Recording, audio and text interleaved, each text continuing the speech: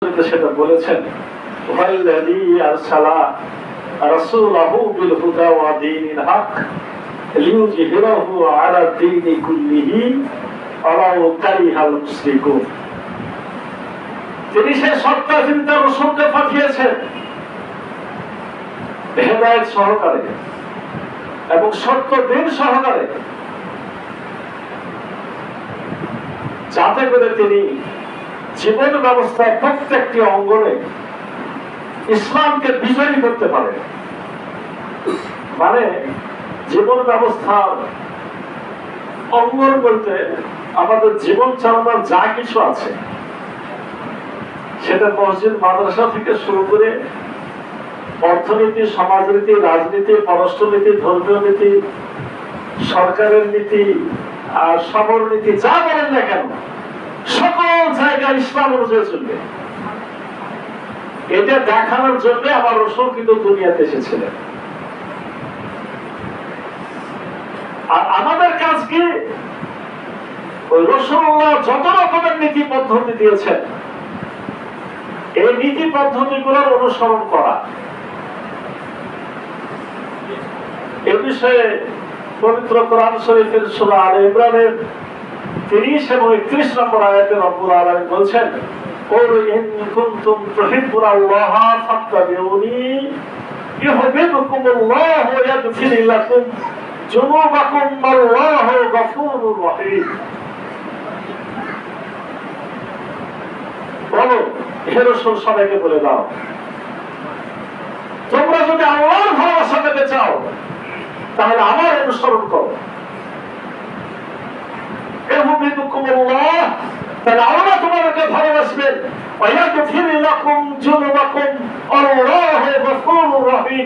আর তিনি তোমাদের সমস্ত গুনাহ খাতা মাফ করে দিবেন। রাসূলুল্লাহকে অনুসরণ করলে আল্লাহর ভালোবাসা পাওয়া গেল, গুনাহ খাতা মাফ হয়ে গেল।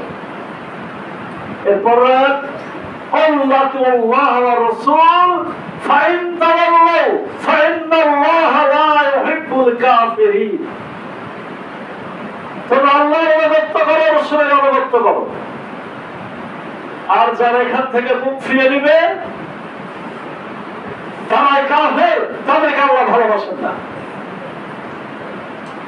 তাহলে রাসূলুল্লাহকে অনুসরণ না করলে আবার কাফের হতে হবে। আল্লাহ রাসূল হযরত মুহাম্মদ সাল্লাল্লাহু আলাইহি সাল্লাম, তার উপরে রব্বুল আলামিন আয়াত নাযিল করেছেন সূরা নিসা 80 নম্বর আয়াত,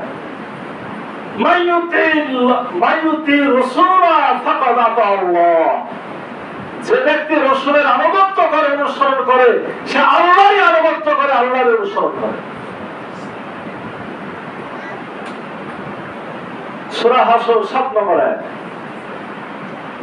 মা আতাকুমুর রাসূলু ফাখুযুহু ওয়া মা নাহাকুম আনহু ফান্তাহু।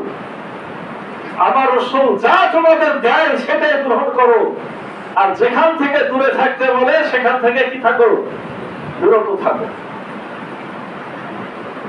সূরা আহজাব 21 নম্বর আয়াত,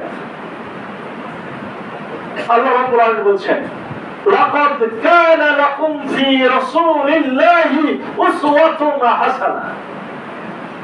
অবশ্যই আল্লাহ রাসূলের জীবনের মধ্যেই রয়েছে তোমাদের জন্য উত্তম আদর্শ। তাহলে কি রাসূলের গোটা জীবনটা জানতে হবে না? এটা অবশ্যই জুমার আলোচনায় শেষ করা যাবে। রাসূলুল্লাহ জীবনে একবার আলোচনা শুরু করেছিলাম, প্রতি সপ্তাহে একবার করে আলোচনা করতাম একটা মসজিদে। 2 বছর লেগে গেছিল, তারপরেও শেষ হয় নাই। জীবনী জানার জন্য ভাই রাসূলুল্লাহ জীবনী পড়তে হবে। আর যে কোনো একটা সহিহ গ্রন্থ, বুখারী হোক, মুসলিম হোক, একটা ঘটনা পড়তে হবে। তাহলে কি হবে? রাসূলুল্লাহর আদর্শগুলো জানা যাবে। তবে আমি 3-4টা জুমার সামনে আশা করছি কিছু আদর্শ নিয়ে আপনাদের সম্মুখে আলোচনা করবো ইনশাআল্লাহ। সূরা কালাম 4 নম্বর আয়াত, রব্বুল আলামিন বলছেন, ইন্নাকা লাআলা খুলুকিন আযীম। নিশ্চয় আমি রাসূল মুহাম্মদকে উত্তম আখলাক দিয়ে, উত্তম চরিত্র দিয়ে সৃষ্টি করেছি। সূরা তাওবা 128 নম্বর আয়াত রব্বুল আলামিন বলছেন, লাকাদ জাআকুম রাসূলুম মিন আনফুসিকুম আজিজুন আলাইহি মা আনিতুম হারিসুন আলাইকুম বিল মুমিনিনা রাউফুর রহিম। তোমাদের মধ্য থেকেই তোমাদের কাছে পাঠানো হয়েছে একজন রাসূল। তোমরা কষ্টের মধ্যে পড়ে যাও, এরকম কাজ তিনি কিছুই করতে চান না। রাসূলুল্লাহর কাজ কি ছিল?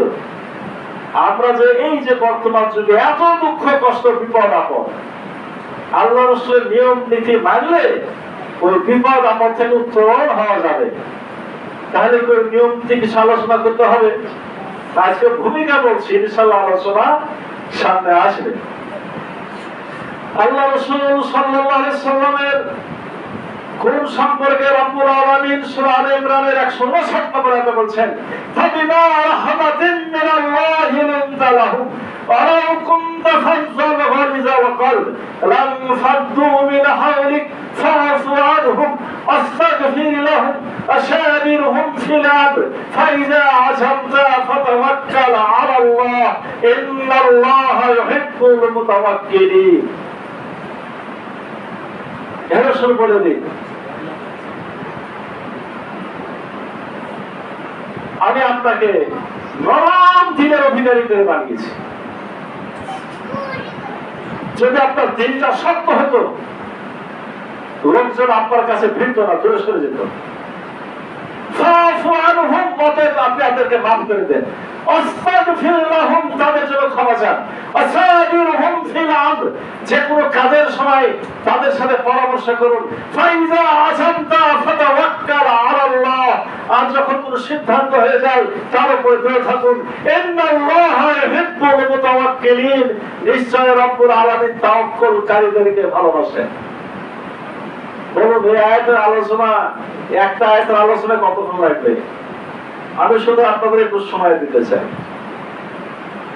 সূরা আম্বিয়া 107 নম্বর আয়াত, সেখানে আল্লাহ রাব্বুল আলামিন বলছেন, ওয়ামা আরসালনাকা ইল্লা রাহমাতাল লিল আলামিন। নিশ্চয় আমি আমার রাসূলকে পাঠিয়েছি গোটা জগৎ সমূহের উপর করুণা হিসেবে, রহমত হিসেবে। তাহলে আমার রাসূল এসেছিলেন দুনিয়ার মানুষেরা যাতে জান্নাতের সুখ পায়, এবং এই জান্নাতের সুখ কিন্তু সাহাবায়ে কেরামের আমলে পাওয়া গেছে। কারণ তারা কোরআন মেনেছে, রাসূলুল্লাহকে মেনেছে। আমরা পাচ্ছি না, মানে আমরা মানছি না। তাই আজকে শেষের একটা বলে শেষ করি, কারণ এটা খুব জানা আজকেই দরকার। কারণ দিনটা পার হয়ে গেলে আমাদেরকে শয়তান হয়তো অনেক জ্বালাবে। সূরা কাহাফ শেষ আয়াত, সূরা কাহাফের শেষ আয়াত, قل إنما أنا بشر مثلكم يوحى إلي أنما إلهكم إله واحد। হে রাসূল, আপনি বলে দিন, ইন্নামা আনা, নিশ্চয় আমি বাশারুম মিসলুকুম, তোমাদের মতোই মানুষ।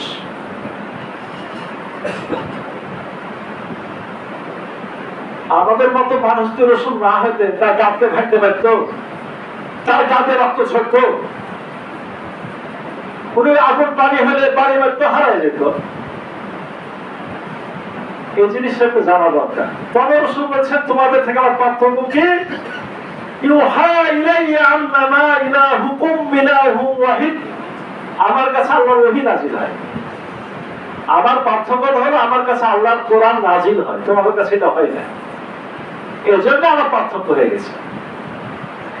ফামান কানা ইয়ারজু লিকা রাব্বিহি, অতএব যে ব্যক্তি আল্লাহর সাক্ষাৎ লাভ করতে চায়, ফালইআমাল আমালান সালিহা, তার উচিত নেক আমল করা। ওয়ালা ইউশরিক বিইবাদাতি রাব্বিহি আহাদা, আর রবের ইবাদতের সময় আর কাউকে শরীক না করা। রবের ইবাদতের সময় আমার রাসূলকে শরীক করা যাবে না। এই আয়াত স্পষ্ট। ঠিক আজকাল আলোচনা করতেছেন একটা হাদিস, যেহেতু আগেই বলেছিলাম, সে হাদিসের অর্থটা খালি বলি। আল্লাহ রাসূল বলছেন, লা ইউমিনু আহাদুকুম হাত্তা কুনা আহাব্বু ইলাইহি মিন ওয়ালিদিহি ওয়া ওয়ালাদিহি ওয়ান নাসি আজমাইন।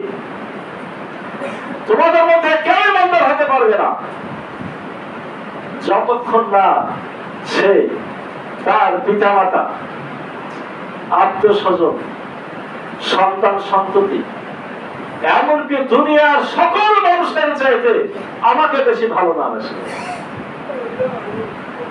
তাহলে রসুলের ভালোবাসা খালি অর্জন করতে হবে না, সবচেয়ে বেশি